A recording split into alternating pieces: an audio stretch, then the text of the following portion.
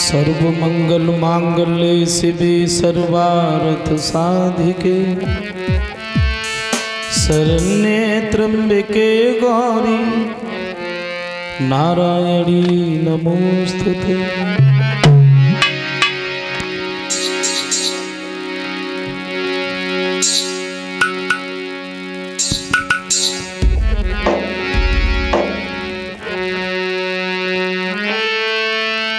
तो प्रथम सुमिरि जगदीश को और गुरुपद शीस नवाए। बंदो जननी जनक पद कीजियो मोर सहाय।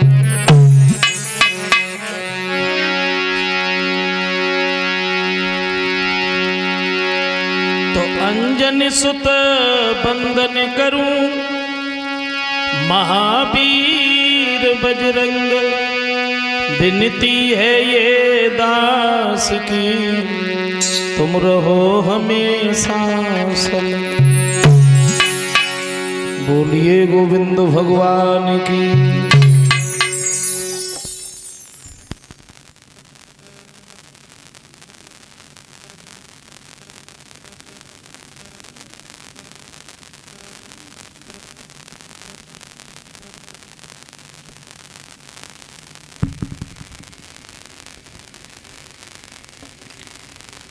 आदरणीय सभा में उपस्थित हमारे समस्त श्रोता बंधु,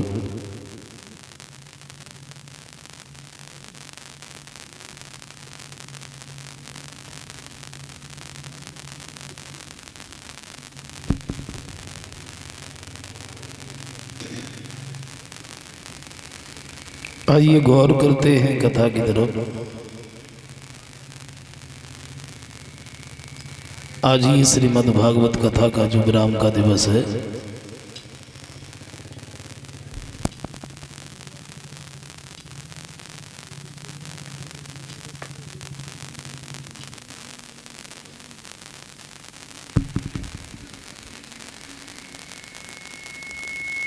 प्रसंग जो चल रहा था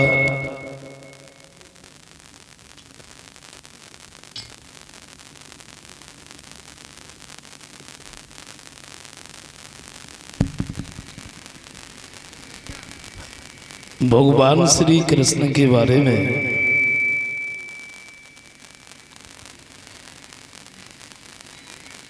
श्याम और बलराम जब परसों की कह करके चले जाते हैं, लेकिन बरसें हो गई ये लौट के नहीं आए।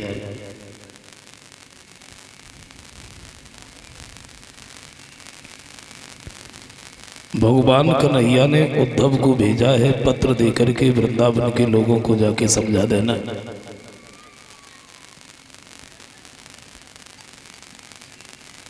और उद्धव भी यही कह करके आए हैं, हम सबको समझाने के बाद अतिशीघ्र तुम्हारे पास में लौट के आ रहे। सबसे पहले तो ये नंद बाबा यशोदा मैया के नजदीक पहुंचे।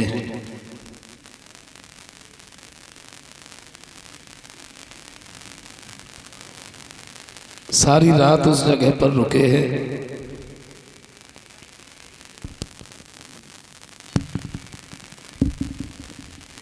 सवेरा जब हुआ है तो गांव से बाहर निकल के आए हैं, तो उद्धव ने क्या देखा, कुछ गोपियां जल भर रही है।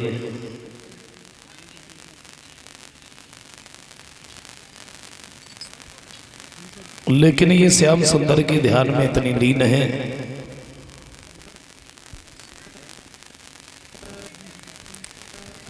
इनको यही नहीं मालूम है कि हम कर क्या रहे हैं।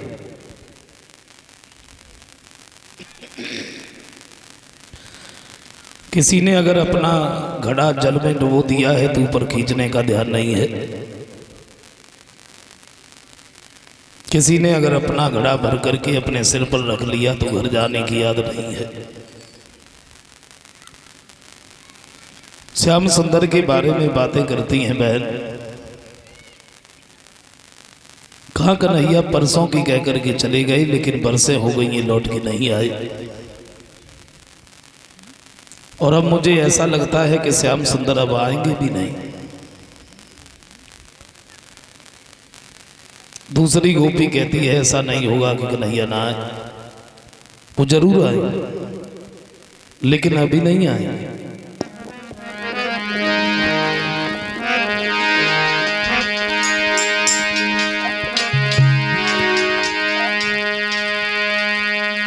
तो एक ने कहा वे निर्भोई और इतनी जल्दी क्यों आवेंगे।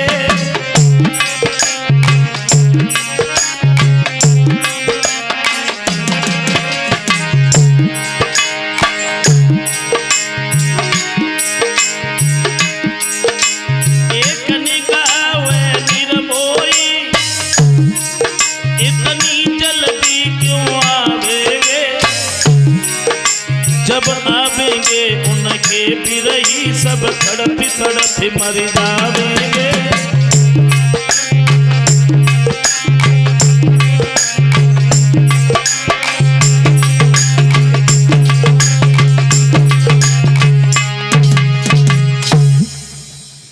जवाब दिया है ऐसा नहीं होगा कि श्याम ना आए, वो जरूर आए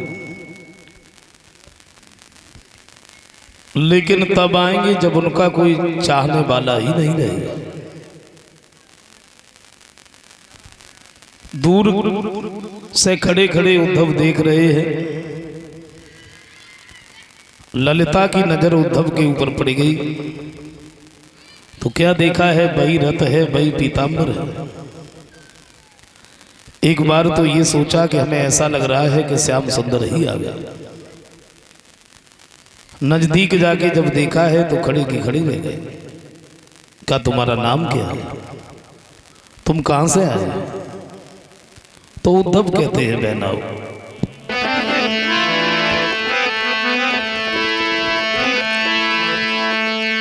तो उद्धव बोले हे बहनाओ मैं मथुरा नगरी से आया हूं।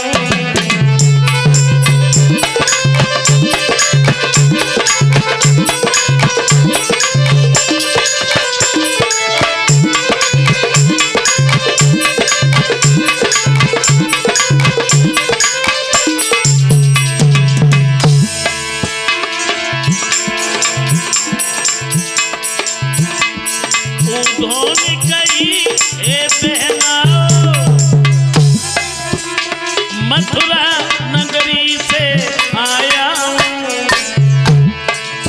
और तुम लोगन को समझाए को संदेशो हरि को लाया हूँ।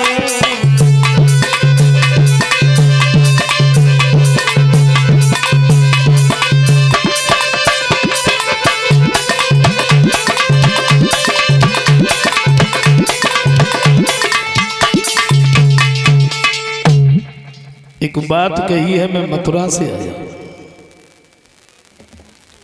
श्याम सुंदर ने हमें भेजा है तुम्हें समझाने के लिए, और जब ये कहा है कि कन्हैया ने भेजा तो एक बात कही, अभी तक तो ये आस लगी थी कि श्याम हमारे पास अवश्य आएगा, लेकिन अब वो आस भी टूटी है। तुम्हें भेज दिया, खुद नहीं आए। उद्धव कहते हैं देखो तुम यहां पर श्याम के बिना जितनी व्याकुल हो, श्याम तुम्हारे बिना, लेकिन क्या कहें वो अभी तुम्हारे पास में आ नहीं पा रहे। पत्र भी निकाल करके दिया है, श्याम सुंदर ने ये पत्र भेजा। उस पत्र को देख करके चंद्रा नाम की लड़की कहने लगी उद्धव आप भी ये कागज का टुकड़ा हमारे पास में लेके चले आए।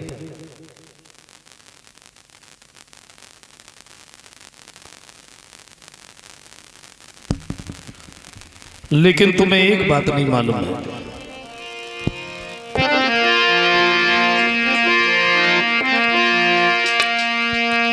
तो चंद्रा बोली धीर के लिए और कागज कछु काम न करते हैं।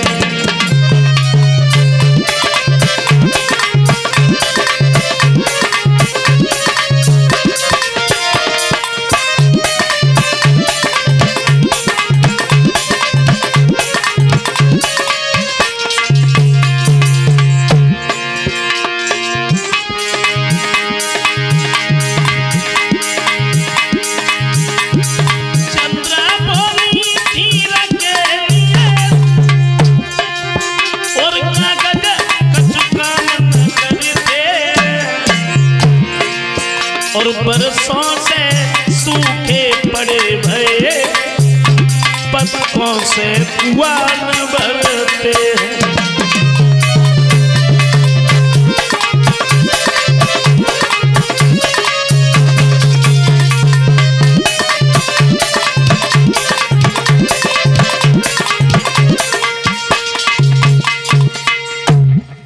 एक बात कही है, तुम ये कागज का टुकड़ा हमारे पास में लेके चले आए, लेकिन तुम्हें एक बात नहीं मालूम है, अगर श्याम सुंदर भी हमारे पास में आ जाए, उन्हें देखने के बाद में मनचाहा धीर नहीं बनेगा, तो भला ये कागज का टुकड़ा हमें क्या धीर दे सकता है? उद्धव समझा रहे हैं, देखो बहनाओ, श्याम सुंदर भी तुम्हारे बिना बड़े परेशान है। एक की बात खत्म नहीं हो पाती है तब तक दूसरी बोलने लगती है। जवाब दिया है, गोपियां कहती हैं, उद्धव तुम्हें नहीं मालूम, मथुरा में जाने के बाद में दूसरा रंग चढ़ा है। भूल गए श्याम सुंदर उन पुरानी बातों को, इनको बिल्कुल भी